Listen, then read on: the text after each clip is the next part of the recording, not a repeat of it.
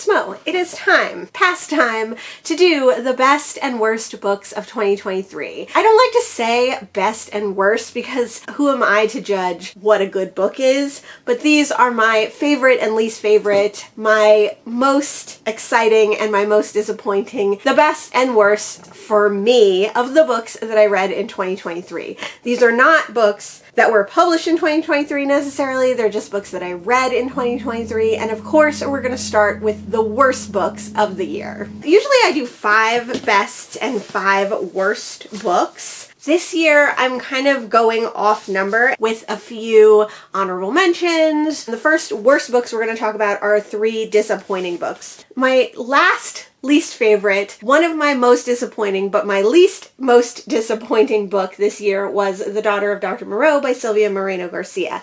Nothing was wrong with this book. I liked this book fine. I just really had high expectations for it, and I really hoped that this was going to be an amazing book. It is a retelling, reimagining of The Island of Dr. Moreau by H.G. Wells, but all set in the Mexican Yucatan in the 1800s. So the idea is that Moreau was funded by wealthy Mexican upper class to do his experiments, and Dr. Moreau brings on Montgomery as his aide, and the story goes on from there. I think if this was not a Dr. Moreau retelling, I think if this were just a book about that kind of general premise without the Moreau name, I would have liked this a lot more. This is the first Silvia Moreno-Garcia book that I read, and I just was really disappointed that it wasn't more interesting, faster pace, had more going on than what it did. I think it being a Moreau retelling was part of the problem, because when you love The Island of Dr. Moreau the way I do, you have certain expectations for what a book about that subject should be,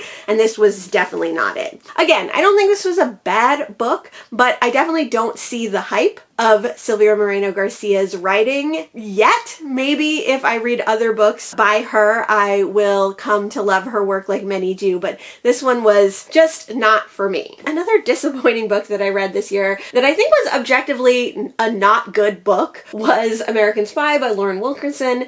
I was really excited for this one. It sounded really interesting. It sounded like a political thriller and would have some excitement and adventure in it. It is partly set in Burkina Faso in Africa, which I thought was super interesting, and the political backdrop of the dictatorship there, as well as the growing CIA in the United States in the 60s, sounded like such a fascinating read. But I think that this is not a very well written book. First of all, I think it tried to do too many things by having like flashbacks and 2 time periods and things written in letters. Even though it's supposed to be written in letter form, it kind of all falls apart. I found the writing sloppy and clunky, and I found the story fairly boring for such exciting, interesting, potential subject matter. Whereas I think The Daughter of Dr. Moreau was a well-written book, but one that I didn't enjoy, I think this was a poorly written book that could have been much better. My last disappointment, the most disappointing for me, is Jazz Funeral by Julie Smith. This is the 3rd or 4th in the Skip Langdon series. I've been reading all of the Skip Langdon series. These were written in the 90s, and they all follow Skip Langdon, who is a police officer in New Orleans. I really love these cozy-ish mysteries, and I've been so excited to read them all. They're definitely dated, they're definitely of their time to a certain extent, but I found this one to be so boring and annoying. It's such a slog to get through. Skip Langdon is on the case of a runaway potential murder suspect, and we're following in her head for the vast majority of the book, and it was intolerable. It was difficult to read and so boring and annoying to read from this teenage girl, and I think that all of the Skip Langdon books have more than just cozy mystery to them. They talk about bigger issues, and this one obviously was trying to talk about runaways and being on the street, living on the street as a young person, but like it just really fell flat, and it was not good. Not a good addition to this series, and not fun to read. My next worst book, my 3rd least favorite book, was The Sanatorium by Sarah Pierce. This was in the running for the worst book for a lot of the year. When I first read it, I was really mad about it, and I thought it was really, really terrible, and I was pretty much convinced it would be my worst book of the year. But as time has gone on, my feelings have cooled about it, mostly because I don't remember anything in this book because it was poorly written. It was not well done. The mystery was not interesting or exciting. The little glimpses of perspective we get of the killer were irritating, and the setting was totally wasted in this absolutely lackluster mystery novel about a discredited detective who goes on vacation with her boyfriend and discovers a mystery in the Swiss Alps. Weirdly, I think I will read the sequel to this one if I ever come across it, just because I do love isolated closed-door mysteries. Like, the writing in this was so bad, I would like to see if Sarah Pierce improves. My second least favorite, worst book in 2023 was The Silence by Don DeLillo. This is a pandemic novel published right around the time of COVID, but it was actually written beforehand and kind of details another pandemic. There were a lot of interesting ideas in this book. We were following people who were all coming together for a Super Bowl celebration when this pandemic strikes and when the world is forever changed. So if we had heard more about what was going on with this kind of outside pandemic, this could have been an interesting one. It's very short, but it was so much about what was going on inside of each person's head, and every single character in this book was horrible. Horrible people, not enjoyable to read from, not just dislikable characters, but actively grating and irritating to hear inside of their heads. It's told in like very quick little vignettes, short little tiny chapters. The font in this book is hideous. It's like a typewriter font. It's so annoying to read from. Then to use kind of a vaguely experimental vignette-y style and then also put it in that horrible font really just pushed this one over the edge. Didn't care about any of these people, actively wished they would go away or succumb to this pandemic, and really disliked this book. This is the first Don DeLillo I've read, and I don't think I will be reading other books by his. I'm sure they're not all like this, but I have a bad taste in my mouth. And finally, my worst book of 2023, my least favorite, the one that I dislike the most, is The Mystery of Mrs Christie by Mary Benedict. I read this one in December when I didn't think it was possible that I could read a book that would get onto my worst books of the year, but it happened. This story follows Agatha Christie in the past, meeting her husband, leading up to her disappearance, and then there is another timeline where we see her husband during the 11 days that Agatha Christie went inexplicably missing and no one knows where she was in 1926. So, great premise. I love Agatha Christie. I love the idea of finding out what happened during the days when Agatha Christie was missing. This book somehow made those 11 days stretch out to an intolerable period. Mostly that's because we're following her cheating, lying, abusive, neglectful husband. Why a women's fiction writer would choose to highlight the man who nearly destroyed Agatha Christie's career and life in a book about one of the most interesting authors in recent history is completely beyond me. The little bit of background that we got about Agatha Christie that did not involve falling in love with her abusive husband was interesting, but it was so glossed over in a story that you would think would be about this strong female historic figure. It's really baffling to me why this book was written and what the idea of this book was. I really cannot say what Marie Benedict was thinking, and I wish she had not written it. So those are my worst books of 2023, but let's move on to my best books of 2023, and I have an honorable mention in this category, and that is Claire DeWitt and the City of the Dead by Sarah Gran. So I read this all the way back in 2013, and I really, really enjoyed it. This book came out in 2011 and the sequel had just come out, so I read the sequel as well. Earlier this year I found this paperback copy and reread it in December. I reread it to see how I really felt about it. I remember really, really enjoying the Claire DeWitt books when I first read them, really liking them, especially this first book, which is set in New Orleans, and then I haven't read them in 10 years, so I really wanted to get back and see what this book was about, and I'm so happy that I did. The reread definitely cemented recommended this as one of my favorite books. Claire DeWitt is the greatest detective in the world, and she has her mentor to thank for that, and her mentor's mentor who wrote a book called Detection. Claire's basically based her life on this book. She often finds herself referring back to it during tough cases, and when she has to go back to New Orleans where her mentor was killed, she needs to lean on detection more than ever because this is one of the toughest cases she's faced. These are not going to be like 5 best books, 5 favorite books of last year. We're going to do these in little groupings. Some of my favorite books that I read this year were noir books. This is a good jumping off point from Claire DeWitt because this is a modern noir as well. In 2023, I read my first Chester Himes, A Rage in Harlem. I read This Is a Bust by Ed Lynn. This is a contemporary book that is a historical fiction hailing back to New York in the 70s. And I read Lost and Found in Harlem by Delia C. Pitts, which is another historical fiction noir book. So all of these books were so great. If I had to pick a favorite noir book from this year, I couldn't do it, which is why I wanted to include all of these. They all were set in New York. They're all super interesting takes on modern noir, and I loved how much they felt like classic noir. So if you've read Raymond Chandler or Jim Thompson or any of the classic noir books, these fit right in. But they all had their own special elements. In Lost and Found in Harlem, I loved how the story comes back around by the end and you get some of the answers that you're looking for when you meet Shel Baruch and he discovers the Roth Detective Agency.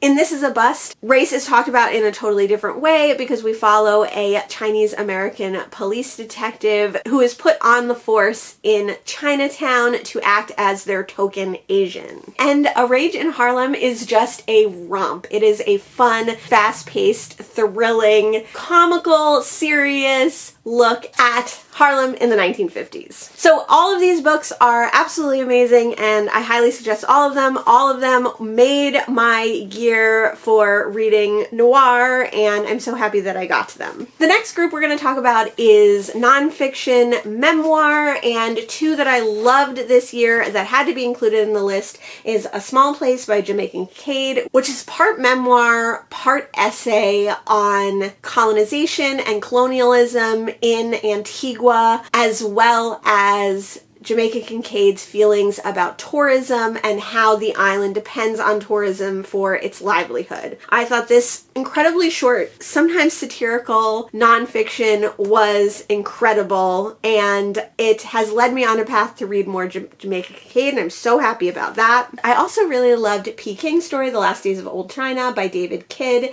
This is a memoir following Kidd when he meets his wife and when he lives with his wife's family in Peking. He's living there during the last days of old China, before the latest communist regime has come in, and it's about how his once rich and aristocratic family deals with this intense change and the change in their circumstances, which lead them not only to be not rich, but to be basically poor and looked down upon as a holdover from the old regimes. I thought this was really beautifully written, really interesting, taught me a lot about Peking and China that I didn't know. This one made me cry. It was really heartbreaking to hear Kidd go back to Peking after and see the places that he loved completely destroyed. The next group is just Emily St. John Mandel. I read my first 2 Emily St. John Mandel books this year. I read Station 13 and The Glass Hotel. I don't know where my copy of Station 13 is, but I ended up reading these both on audio anyway, and I thought they were fantastic. Having never read her before, Station 13 totally blew me away. I thought it was so great. I thought the time jumps and the different perspectives, the writing styles, including interview and flashback, worked so seamlessly to show you the start of a pandemic and then many years later how that pandemic could affect the US and the people living in it, and how the characters in Station 11 dealt with the various traumas and trials and tribulations that were all involved in this new world. I also really loved The Glass Hotel. I love that it's tangentially connected with Station 11 as some of her other books are as well. Similarly to Station 11, The Glass Hotel follows a wide cast of characters and how certain events affect all those different people. Both of the St. John Mandel books that I've read so far are like dropping a pebble in a pond and watching the ripples take up the entire body of water. She so seamlessly creates that initial drop point, which maybe you don't even read first. Maybe that comes later in the book, and then it ripples out and you are able to see wider and wider rings, bigger and bigger picture of these characters, and it's a pleasure to read. Her work is wonderful, and I'm very excited to read more of her books in the future. Some of the best books that I've read in 2023 are going to be slave narratives. So these are not fun books to read. They're not pleasant books to read. They're extremely difficult subject matter. They deal with abuse and rape and slavery, obviously, but I think they are incredibly important reads. I first read The Narrative of the Life of Frederick Douglass, which is one of Frederick Douglass's autobiographies, and it was fascinating to read my first-hand account of slavery. We all have a vague idea of what slavery is and what it entails, but especially in the US, the details and the true stories of slavery are intentionally obscured from our knowledge. So reading this firsthand account was incredibly eye-opening, and to hear actual things that happened during this time period to this man and how slavery works is absolutely devastating. Should be required reading for everyone in the world, but especially Americans. Should be an integral part of our learning about American history because it is an integral part of American history. Frederick Douglass's story specifically is incredible. It's amazing how he was able to educate himself and eventually free himself from this horrible institution of slavery and go on to write several autobiographies and go on to teach people at the time the meaning of slavery, and still continues to teach us about slavery today. Then I read 12 Years a Slave by Solomon Northup. This is another incredible story about the unbelievable injustices of slavery and of the time of slavery, but told from a totally different lens. Solomon Northup was a free black man who was kidnapped, dragged to the South, sold into slavery, obviously against his will. So it was really interesting hearing a tale of slavery from someone who had been free, who had a family, who had a job, who had a business, who had children, found himself suddenly at the mercy of slaveholders, suddenly found himself cast into an entirely different world and abused, oppressed, and how he struggled every single day with the things that were done to him and with the things that he had to do himself, and how he eventually once again found freedom. These books have so many similarities, but they also have so many differences. Both are absolutely incredible. Both should be required reading, and both shed some light into the systems that are still used today that are based on, lean on, and depend on systemic racism. So it's super important to read these fundamental texts, but I also think it's super important to go on and read more about how slavery affects our American society every minute of every day, still to the modern day in 2024. So I definitely want to read more narratives from people to learn more about the history, but these also inspired me to read more about current day and how society is based on slavery. Now, on a different day, I think these two books could go either way, and we're up to the point where they're just single books. So today, my second favorite book of 2023 is Authority by Jeff Vandermeer. This is the second in the Southern Reach trilogy, soon not to be a trilogy anymore, I hear. I read this one way back, I think, in January of 2023, and I loved this one. I loved Annihilation, the first in the series, and it made my top 10 in 2022, but Authority is such a different kind of horror. If you're unfamiliar with the Southern Reach trilogy, it is all about the idea of Area X, which is this unknown phenomenon that has happened along the coastline where an entire swath of land and sea have become enclosed or encapsulated with a invisible barrier. And that barrier is moving. It's expanding, it's growing, it's eating up more of the land, more of the ocean. And the Southern Reach was designed to examine it, to research it, and to send people inside Area X so that they can discover what's going on in there.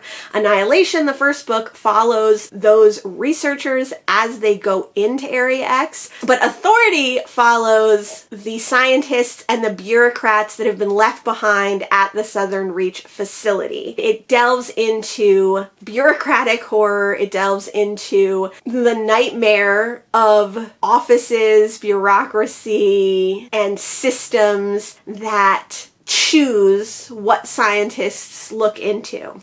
So it's really interesting. It definitely has like a lot of conspiracy vibes. It has a lot of like X-Files feelings. There's practically a smoking man in this. You are never sure who's behind the Southern Reach, what the motivation to learn more about Area X is beyond just researching this phenomenon.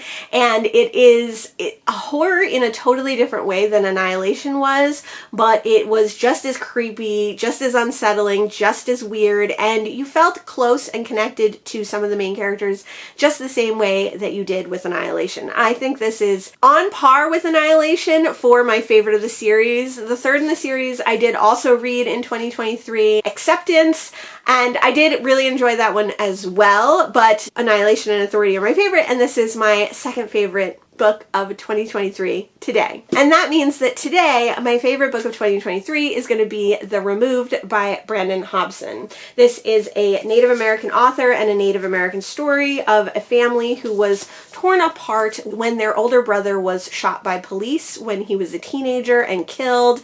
This changed the trajectory of the family, changed every single person in the family's life, and we see them as they have all grown up, grown apart, and gone their separate ways, and each gone on a path that was initiated by the killing of their brother and their son. So this one's really interesting. I read this one on audio. It was multiple narration, and I really enjoyed it, and it follows the mother and the sister and the brother of Ray Ray, who was shot by police. There has never been any justice for Ray Ray, and they've all internalized that trauma in such different ways, and we get to see how they're dealing with it now that they're all adults. So we learn about the story in the past, and we follow them as different things happen to each person. So I thought this was so interesting, and it really cemented in my mind, along with a few other books written by Native Americans this year, that